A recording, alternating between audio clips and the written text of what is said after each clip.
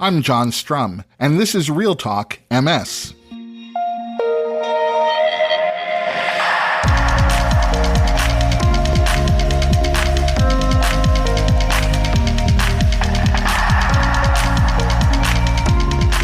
It's October 8th, and we have a lot to talk about. And before we get into today's episode, I want to give you a quick reminder that we're 2 days away from the National MS Society's Hispanic Latinx MS Experience Summit, which takes place this Thursday, October 10th, from 1 to 3 p.m. Eastern Time. Multiple sclerosis poses some unique challenges to members of the Hispanic MS community. Some of you may experience cultural and language barriers in trying to access treatment. Some of you may be diagnosed with MS at a younger age, and some of you may experience more severe MS symptoms. The focus of this year's summit will be on living your best life with MS, and you'll hear from experts on managing MS over time, the advantages of comprehensive care, and the importance of developing emotional resilience. The program is interactive, it's virtual, the sessions are available in your choice of English or Spanish, and it's free. If you'd like to learn more, or you're ready to register for the 3rd Annual Hispanic Latinx MS Experience Summit, you'll find a link in today's show notes.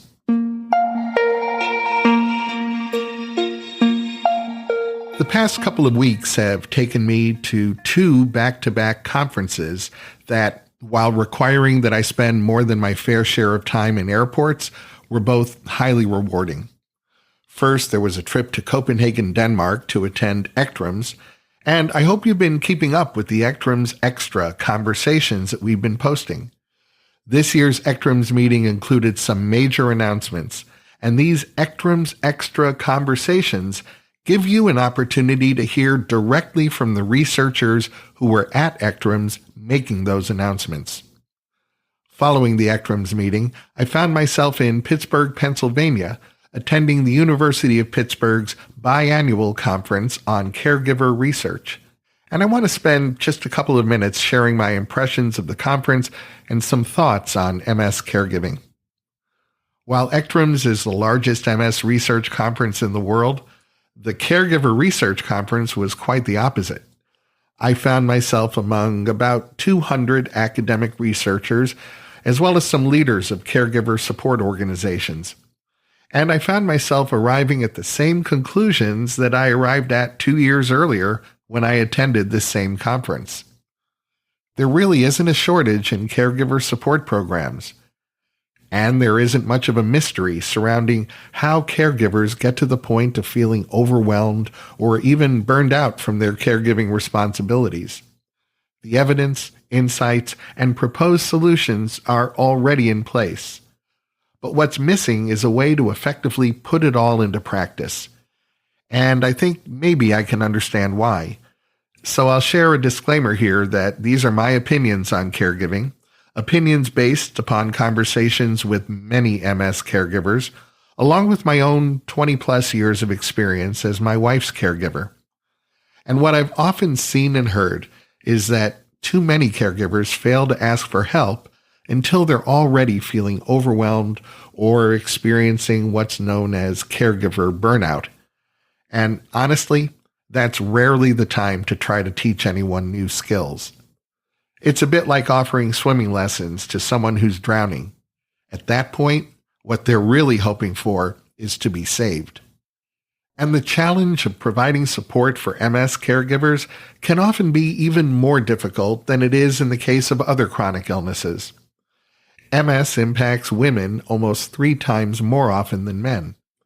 This means that in many cases, certainly not always, but in a high percentage of cases, the caregiver in that relationship will be a man. And men just aren't raised to be good caregivers. From the youngest age, girls develop social skills that later in life create successful caregivers. When little Johnny pulls little Susie's ponytail, the first thing that little Susie does is turn to her social network, her friends, and Susie's friends are there to offer their support.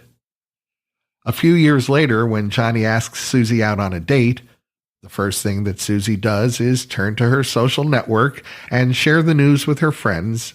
And once again, Susie's friends are there to offer their advice and support. Johnny asks Susie to go steady, and Susie can't wait to share the news with her circle of friends. And when Johnny breaks up with Susie, Susie's friends are right there, ready to offer support. Now, if on the other hand, Susie breaks up with Johnny, well, you can be sure that every step of that breakup has been discussed and strategized and choreographed among Susie and her circle of friends. Women learn the power of the hive at a very early age, and that knowledge and insight stays with them throughout their lives.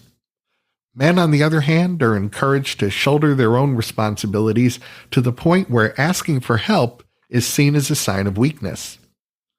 If we think back to ancient times, before we had GPS, the image of the male driver who'll drive around aimlessly for hours, hoping to find his destination, no matter how long it might take, was so common, it was a stereotype.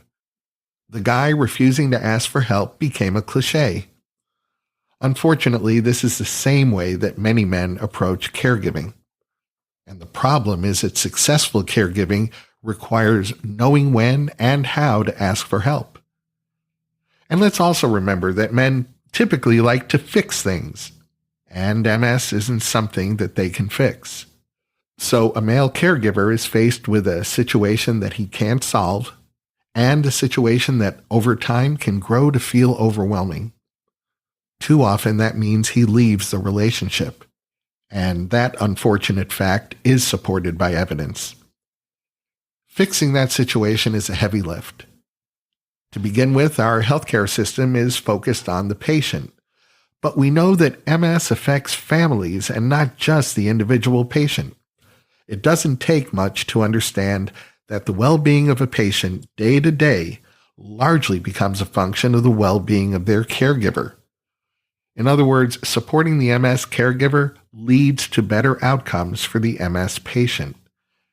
And with that in mind, you'd think that neurologists and other healthcare providers would inquire about the well-being of the caregiver during an office visit. And the good ones always do. But there are still others who, since they aren't being paid to treat the caregiver, don't spend any time inquiring about them. Now, that last statement may sound harsh, and I include it here only because that last statement was actually made to me by a neurologist. There's lots of work to be done in terms of MS caregiver education and support, and we are making progress.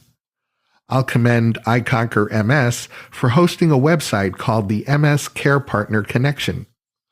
And what sets this website apart is how it's been created and curated. Alinker MS assembled a panel of MS caregivers, some who cared for a partner with MS, some who cared for a child with MS, some who cared for a parent with MS. And this panel combed the web, evaluating every caregiver support website that they could find. They drilled down and evaluated every article and post that they could find, and they came up with what amounted to a curated collection of information for MS caregivers that had been vetted and approved by MS caregivers. It's really the best of the best, and full disclosure, it was my honor to help lead this work along with two incredible psychologists, Dr. Rosalind Kalb from Can Do MS and Dr. Deborah Miller of the Cleveland Clinic, both of whom have dedicated their careers to supporting MS caregivers. If you'd like to check out the website or recommend it to another MS caregiver, you'll find it at mscarepartnerconnection.com, and you'll find that link in today's show notes. Over the past few weeks, the episodes of RealTalk MS have been particularly research-heavy. When ECTRIMS, the largest MS research conference in the world, comes around, that becomes hard to avoid. But I try to feature all kinds of difference makers in the MS community on this podcast. For sure, we want to hear from the world-class scientists and clinicians who are moving the ball down the field when it comes to advancing MS treatment. But there are others whom you should also know about. And today's episode features my conversation with Dee Ecklund, a member of the RealTalk MS listener community, and Alink, the inventor of a difference-making mobility aid. In a moment, you'll hear my conversation with Dee and B. If you weren't already familiar with the Alinker, you may have first learned about it in 2019 when Selma Blair declared it her mobility aid of choice. Joining me today is the Alinker's creator, Alink, and Dee Ecklund. Dee lives with MS and uses an Alinker. Dee's also a member of the RealTalk MS listener community, and she originally reached out to me suggesting that I have B on the podcast. And when I contacted B suggested that Dee join us as she's someone who can talk about her experience using the Alinker. So B and Dee, welcome to the podcast. Thank you. B and D. Good names. Right? Good names together. Yeah. Well, let's. Thank you for having us, John. Oh, of course. Let's start at the beginning. B, where did the idea for the Alinker come from? Oh, that goes way back into October 2011 when I was in the Netherlands with my mom. And we were, my aging mom, obviously. I'm 60 now, so I was like 49 then. And she was aging, and we were walking over the plain in her village. And, you know, you see people sit on benches the whole day, and they had some rollators and electric scooters and stuff around them. And out of the blue, my judgmental Dutch mom said, "Over my dead body, will I ever use one of those things?" And she pointed at them. Now, two things happened in that moment. One is she caught herself on that judgment, like how she was judging those people. In her mind, what she was doing is placing herself like, I'm getting old and I might need mobility aids and I don't want to look like them. That was one thing that happened. The second thing that happened, I'm a designer. You don't think about things until somebody launches something on your viewfinder. And with that comment, she launched on my viewfinder the fact that mobility aids, as they were, emphasize the disability. And then it creates a divide between people with and without disabilities. And that, to me, instantly became a justice issue. And I was like, I'm going to make something more cooler for me. And what started with, you know, cooler for my mom became a thing that during the prototyping, I learned so much about, you know, an old guy who went on prototype number 1. He was 82 at that time, flipped around his cap, and he was like, "Oh my God, I can run again." Knowing that at that time, the seat was just a piece of plywood. So it must have been painful, but he ran again. He said, "I haven't run in 20 years. Prototype number 4, there was a woman with muscular dystrophy from Japan on an exchange student thing here in Vancouver. And she has muscular dystrophy and had never walked in her adult life, using an electric wheelchair, not moving at all. And she said, "Can I try the Alinker?" And I was like, "Can she?" And I was like, "Of course she can. She wants to. Of course. Who am I to say?" So we helped her on the Alinker because she had no strength.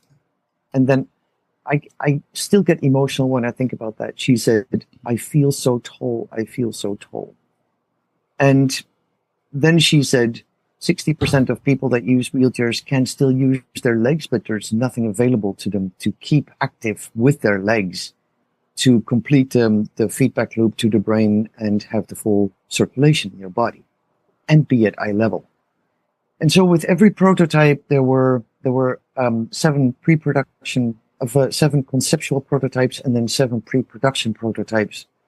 And through all the prototypes that I exposed to as many people as possible, learning from the people trying the prototypes, I learned a lot about what people deal with. But I always say the premise of the Alinker is not to design the next technical solution for a body with a problem. We're not a body with a problem. We are a whole human being who wants to be engaged and active. My premise was to design something so freaking cool that everybody would want to use it. And now you're the one on the cool bike instead of like, "Oh, what happened to you?" Or ask any kind of other inappropriate questions that apparently people can do to people with disabilities because you're open for questioning now, apparently. I should probably mention to our listeners who may not be aware of what an Alinker is, it's a non-motorized walking bike. It doesn't have pedals. It's designed to help people with mobility challenges stay active and independent. It has adjustable handlebars, an adjustable saddle, and it folds for easy transportation. Is that a reason? It has 3 wheels, two big wheels in the front, 16-inch, and 1 small wheel in the back. It's an overarching frame, so your feet are free to move and you're stable. But Dee can probably more explain what the Alinker is in her experience. It's also bright yellow. I'm going to get to Dee in 1 second. I have one more question that I want to ask you first. They say you can always recognize a pioneer because they're the ones with the arrows in their back. So I'm curious, how has the Alinker been received by the mobility aid industry and the private insurance companies that often pay for mobility devices in the United States? Yes, this is how we are a little bit different. When I started the Alinker, I was like, oh, I need to make it a class 1 medical device, blah, blah, blah, and learned very quickly that if you sell something through certified suppliers, the retail price doubles or triples from what I'm selling it right now. And insurance companies typically do not, I'm saying typically, and this is all generalizations. I mean, there's exceptions here and there, but the general context is that insurance companies generally do not support wellness, things that actually support quality of life. I mean, it is proven that dogs improve the quality of lives and extend the life expectancy of people. They don't get paid by insurance companies. The Alinker is seen in that context, like, well, you can choose when you want to, but it's not a medical device, therefore we're not paying it. Some private insurances have paid for it, but I principally do not go through insurance companies because I believe if there is accessibility and insurance paying for stuff, it should be for everybody. And when just private insurances pay for it, then only the people that already are not as poor as the people that have no private insurances, generally, you're driven into poverty in this medical system, then have even less access to what they need because the retail price would be double or triple. And I just do not want to participate in that system. I'm going to circle back to paying for an Alinker in just a little bit, but as you suggested, I want to get to Dee. And Dee, let me ask you first, when were you diagnosed with MS?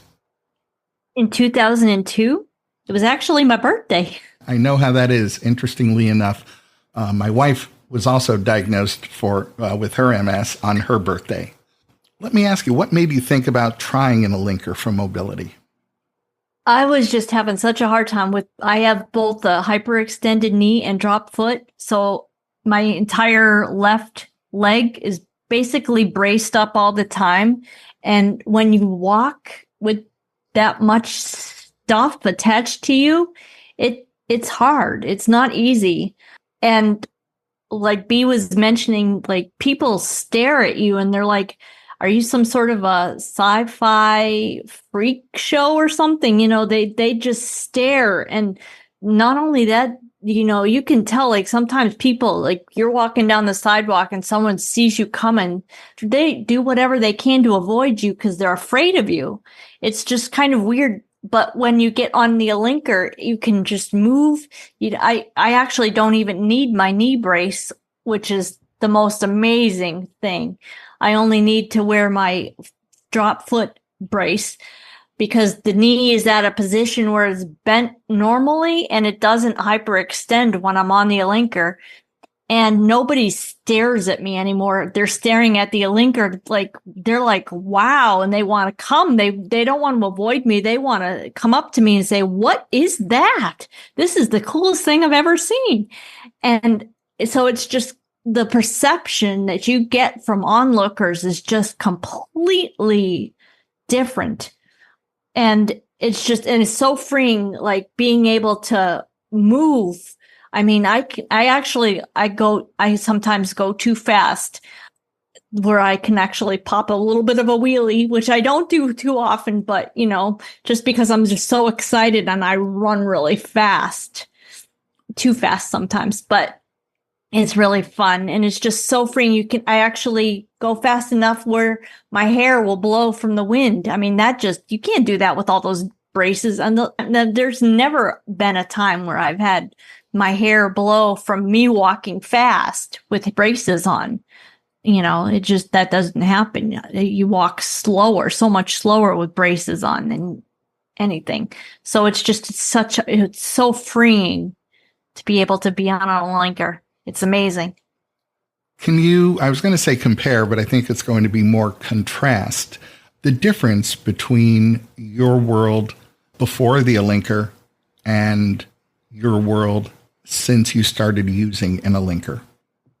Well, like I said, the perception, people aren't afraid of me anymore and don't think of me as a sci-fi freak, but for health benefits, my confidence, just knowing and happiness, it's so, it gets kind of sad and depressing when you can't move, when you have all those braces on. The braces are supposed to help you move, but they really, I just find them to be more of like keeping me from moving. Whereas the Alinker, I can move freely. I can it's just like, oh, I'm free now. It's like the shackles have been removed, I guess. Do you feel like it's literally taking you places you would not have gone had you had to rely on your braces? Yes. I would never have been able to. When I go to the park and I do like 3 or 4 laps around the track, which is about 1.5 miles, I think. I don't even know if I would even get like a quarter of a lap with my braces. Well, that's extraordinary. I've been looking forward to talking to you about this because I have to say, in doing over 360 episodes of this podcast, I've gotten a lot of suggestions, good ideas for doing an interview with a certain person or covering a certain topic. But you're the very first person who wrote into me talking about how amazing their mobility device was. And I thought, I need to meet this person and find out more about it. Everybody needs to get one of these. It's saving the world. What we found out as we did the company and sold to more and more people and made them available to more and more people, there was one thing. I'm not a medical person. I'm a carpenter, restoration architect, project manager overseas with that kind of history. I'm not a medical person and I don't make bikes. I have to change that story now. I do make bikes, but what we've learned is, and just by witnessing what happens to people, is by exerting pressure on your sit bones as you walk, you complete the feedback loop from information to the brain and from the brain down. If you move your legs and exert pressure on your sit bones as you're stabilized in your core because you sit on a seat, your brain gets information from legs that are moving. What the brain wants to do is work and make connections. That's what it loves to do. So with every information that you give it, the brain is like, oh, something's happening there. I'm going to try and make connections there. The brain will make neural pathways, strengthen existing neural pathways if they're still there, or make neural pathways around lesions, for example. You don't get rid of MS. But what I've seen over the years, and I've interviewed quite a few people that have used the Alinker more than 2 years, I have people that couldn't walk, barely could walk when I met them and got the Alinker.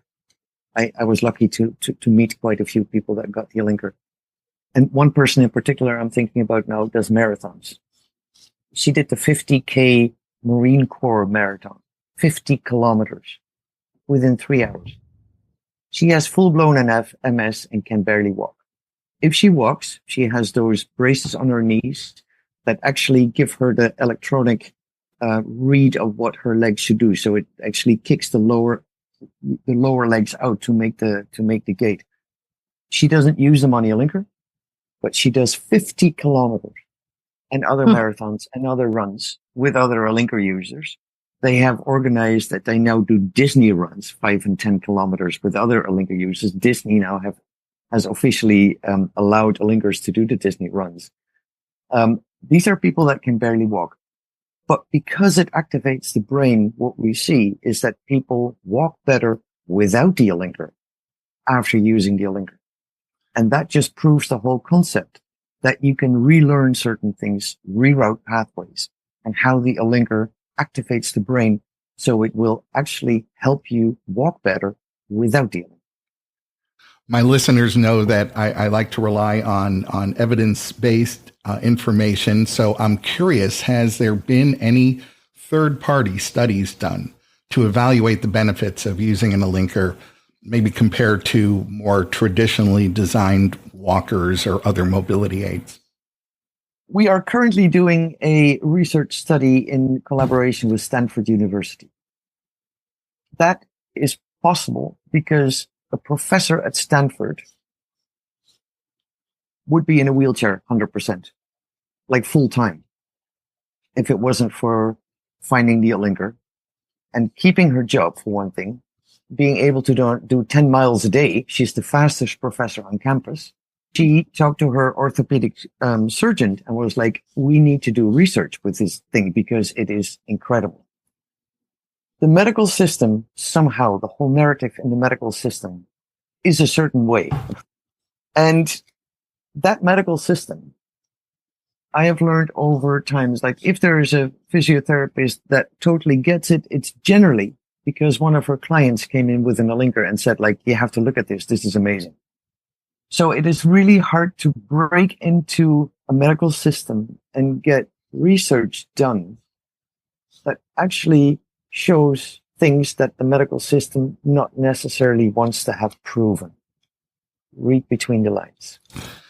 The current price of an Alinker is $2,570, which is out of reach for a lot of people who might otherwise benefit from using one. At your website, you also offer a rent-to-own option, and you also offer a crowdfunding option. Can you tell me about that? That is something, John, that I'm extremely proud is a weird word because proud is like, oh, I did that. But I'm actually really proud of what we established there. In 2016, I met a woman in the Netherlands who had brain damage from removing a benign tumor. She got left by her husband because she had 5 kids and it was like a little bit too much for him it was too uncomfortable to deal with a wife that had now mobility challenges and 5 small kids that he then needed to step up. Anyway, he divorced her and I met her and she needed an Alinker. I wasn't even in the market then. That was about to happen in 2017, but and she needed an Alinker and she had no money, was in total poverty after her husband left. And I was like, how about we do a crowdfunding campaign for you? She said, I can't do a crowdfunding campaign because I will get penalized with my disability pay. And that started the whole thought process. Like, you're already driven into poverty by whatever circumstances of the system. And now you can't even do a crowdfunding campaign to finance an Alinker. That percolated. And then I got in contact with a guy from the CocoPay crowdfunding platform here in Vancouver. And we developed together the way to embed his platform into my website. And so people can sign up to do a crowdfunding campaign on our website and not deal with the money because it's set up that if the campaign completes, we just ship an Alinker. Nobody can be penalized for receiving an Alinker. And with the money of the campaigns, we hire Alinker users, i.e. people that are in similar situations often, to run the campaigns and to help people build the campaigns because not everybody knows how to build a crowdfunding campaign. And so to date, when Selma posted her little post on Instagram, I didn't know who Selma Blair was. I'm sorry, but I didn't because I'm not so linked in with Hollywood. But one day I was in Toronto at a friend's house and my phone was like ding, ding, ding, ding, ding, ding, ding. And I was like, what is going on here? And that was the post of Selma. And that was when that went viral. And then the Alinker got a lot of attention. And then Selma I built a friendship with Selma over time. I met her a few times, and we've become really good friends. And that is not because she's a celebrity, but she's actually real. I absolutely love how Selma is real, just herself. She doesn't sign up. She doesn't do any, selling her soul things.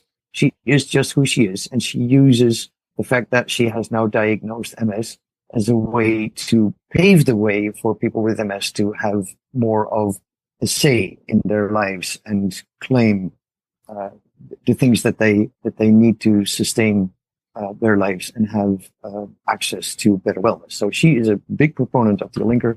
She actually called it a game changer. Sometimes I do a play on words and say it's a gate changer. Right? I like that one.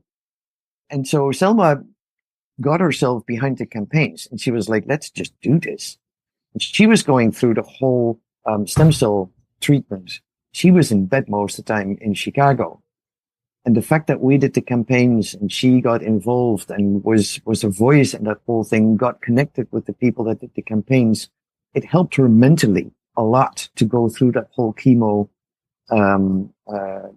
thing of the stem cell research, because it was really, really hard on her. You can see that in her documentary introducing Selma Blair. But so then the campaigns, in the beginning, I don't want to say numbers, but she promoted and donated to the campaigns a lot of private money. And that helped launch the campaigns into a thing now. And today we have 247 campaigns completed. And that's for 247 people that could never afford an Alinker. And the thing is, they don't just get an Alinker. By the way we do the campaigns, people get a lot more. They get a community. People say like, oh my God, I can't believe that strangers give a shit about me. Strangers donated to my campaign. Why would they care about me? So there's a piece of hope and a piece of being acknowledged and being seen that comes back into their lives. And then there's a whole community of people with Alinkers, 1,500 and counting active Alinker users on a closed Facebook group. You have to be an Alinker user to be on that Facebook group. We have weekly Zoom calls, and we often draw in from the experiences of people with campaigns in how to help others think about how to do a campaign. Because when you do a campaign, people's like, oh, I don't want to ask for money. It's like, reframe that. You're not asking for money. You're giving people a way to help. People love to help. They don't often know how to help without, oh, can I help you or whatever. That's not, not always welcome. But if you ask them, like, this is a very direct way you can help me. You can help me get the Alinker. I will share my story in all vulnerability, because it's not easy to share your story. Like, this is what's happened to me. I got a diagnosis. I lost a lot of my support network. I lost my job. I got a lot of added medical expenses, and now I have to ask for your help to get an Alinker. Not easy. Very vulnerable for most people. But it shows and teaches people who have not been yet confronted with life, as in shit happens to your body. We're all vulnerable creatures. Teaches them a little bit about this is what can happen with you once you're diagnosed or have a stroke or have an accident and have to rehabilitate. These things are real. There's 25% of our population that lives with disabilities. 1 out of 4. And many of the temporary not able-bodied people try to pretend that it's not them. It's all of us.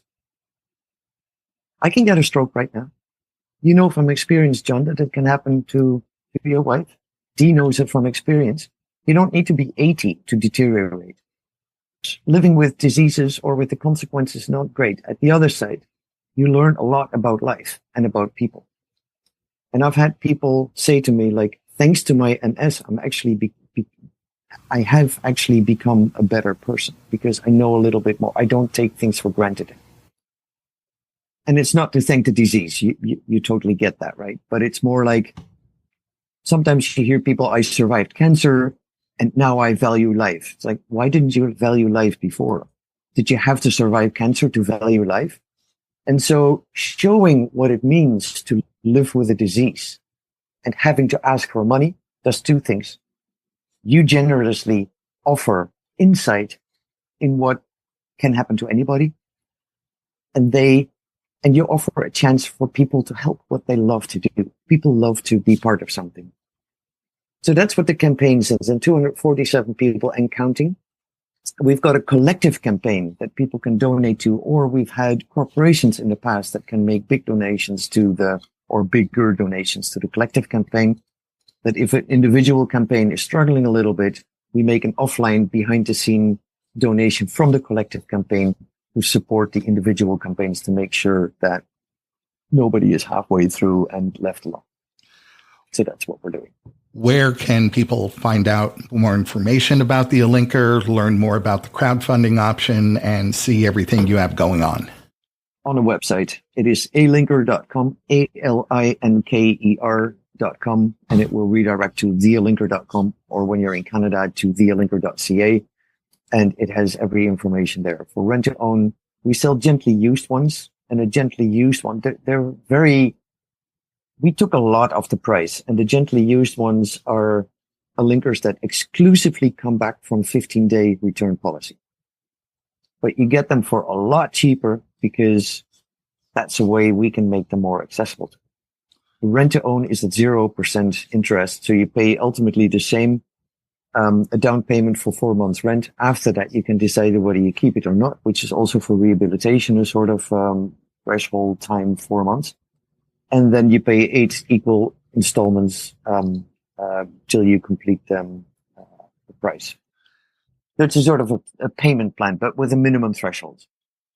Because I don't want to be part of people just adding things to their credit card forcefully and actually driving them further into poverty. It's like, if you can't do the threshold of 4 months, then please do a campaign with us.